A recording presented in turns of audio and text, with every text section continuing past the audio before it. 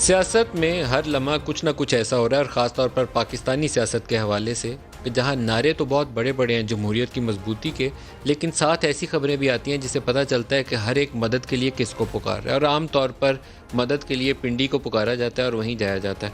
मैं पिछले 3-4 रोज़ से ये बात मुसलसल कह रहा हूँ कि जिन्होंने जमहूरियत मजबूत करने के नारे लगाए हैं, जब तक वो पार्लिमान को मजबूत नहीं करेंगे और अमली तौर पर खुद उसका हिस्सा बन के इस मामले को आगे लेकर नहीं चलेंगे, कोई और रास्ता है नहीं। अगर सुबह ये नारा मारें कि जमहूरियत मजबूत करें और रात को मीटिंग करने चले जाएं, तो फिर आपको आगे बढ़ने का, सियासत को मजबूत करने का और इदारों के इस्तेहकाम का रास्ता नहीं मिलेगा।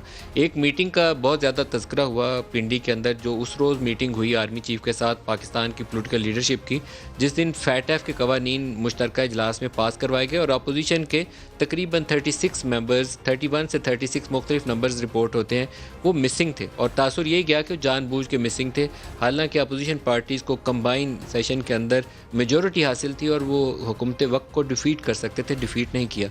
और वो उसी बिलों के पास होने के बाद शाम को पिंडी गए, वहाँ 3.5 घंटे की मुलाकात हुई। उस मुलाकात के अंदर जहाँ गिलगित बल्तिस्तान के इंतखाबात की बात हुई, वहाँ शफाफ इंतखाबात कैसे हों, नैब कवानीन को कैसे ठीक करना, उस पर भी बातें हुई। शहबाज शरीफ साहब, बिलावल भुट्टो, एहसन इकबाल साहब, शहरी रहमान और ये सारे लोग वहाँ सवालात करते रहे। उसके ऊपर जब रद्दअमल आया, तो रद्दअमल के जवाब में आज शेख रशीद साहब ने कहा कि मुलाकात एक नहीं 2 हुई थी, 1 महीना पहले भी मिले थे।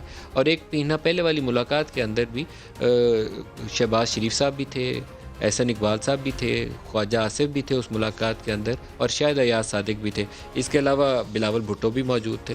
तो ये मुलाकातें जब चल रही हैं तो आवाम को सामने लाकर बताना बहुत ज़रूरी है कि इन मुलाकातों का कॉन्टेक्स्ट क्या था।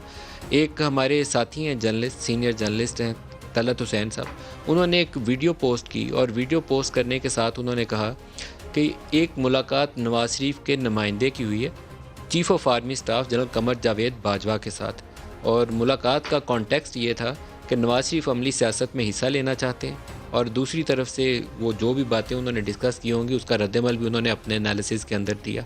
और ये बात बड़ी क्लियर थी कि उनका दावा था कि नवाज शरीफ ने ये तकरीर करने का फ़ैसला वो जो 2 मुलाकातें हुई, उन 2 मुलाकातों के बाद किया गया।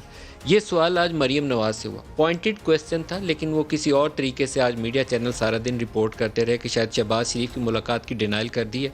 मरीम से सवाल शहबाज शरीफ की मुलाकात का नहीं था, बल्कि वो तलत वाली वीडियो का क्वेश्चन था कि नवाज शरीफ के नुमाइंदे ने क्या चीफ़ ऑफ आर्मी स्टाफ से मुलाकात की। मरीम ने उस पर क्या कहा, पहले सुन लीजिए, दिखाइएगा। डिनर का तो मुझे पता नहीं, शायद डिनर तो नहीं हुआ, मुझे भी सुनने में आया है। लेकिन मैं ये समझती हूँ कि जिस इशू पे वो बुलाया गया था वो गिलगित बल्तिस्तान का इशू था, और गिलगित बल्तिस्तान का जो इशू है वो पॉलिटिकल इशू है, वो अवामी रिप्रेजेंटेटिव्स का इशू है, उनके सॉल्व करने का इशू है, उनकी मशावरत का इशू है। ये जो फैसले हैं ये पार्लियामेंट में होने चाहिए, ये जीएचक्यू में नहीं होने चाहिए। तो ये नवाज शरीफ साहब को इसका इल्म नहीं था? नहीं, मुझे इल्म का पता नहीं है कि उनको इल्म था या नहीं था, या उनको बाद में इल्म हुआ, लेकिन ना इन इश्यूज पे पॉलिटिकल क़यादत को बुलाना चाहिए, ना पॉलिटिकल क़यादत को जाना चाहिए। ये इश्यूज डिस्कस करने के लिए जिसने आना है वो पार्लियामेंट आए। वो जुमला सुनवाएं जी, वो वाला जुमला सुनवाएं जिसमें उन्होंने कहा कि नवाज शरीफ के किसी नुमाइंदे की मुलाकात नहीं हुई। वो दोबारा पूरा क्लिप निकालें और वो वाला हिस्सा सुनवाएं मुझे। लेकिन इसके ऊपर अभी से थोड़ी देर पहले ARY चैनल के ऊपर DGISPR उन्होंने क्या रद्दअमल दिया, वो बजाते खुद कहानी को खोल के बयान कर देता है, उन्हीं की ज़ुबानी सुनते हैं, दिखाइएगा।